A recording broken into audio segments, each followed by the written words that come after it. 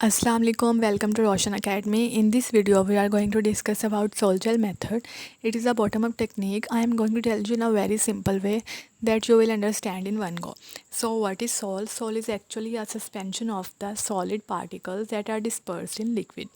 Suppose sol is here.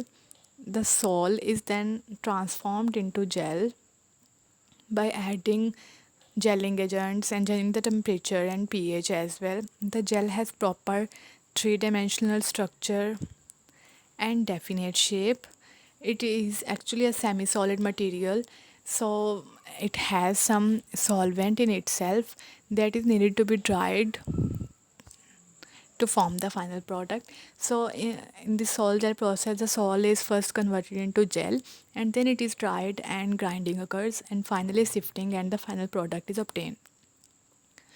So what happens while converting the sol into gel? There are some alkoxide that we use to converting the sol into gel. These are metal alkoxide and the most common metal alkoxide is tetraethyl orthosilicate.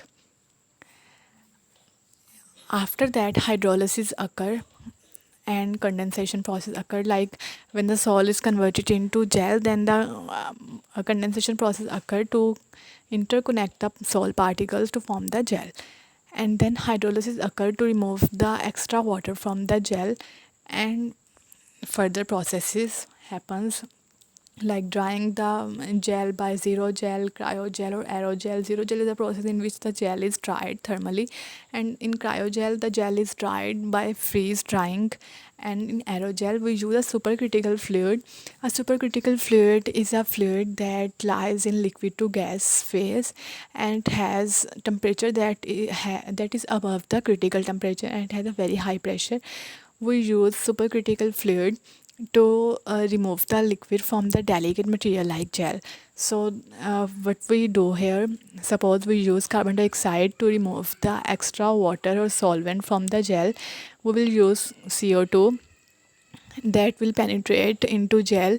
The extra solvent will dissolve into the supercritical fluid, and so in this process here we extract the water from the gel, and this process is called supercritical fluid extraction.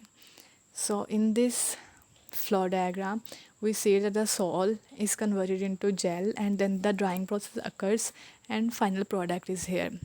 This the drying After the drying process occur and the final product obtained, we call it calcination as well.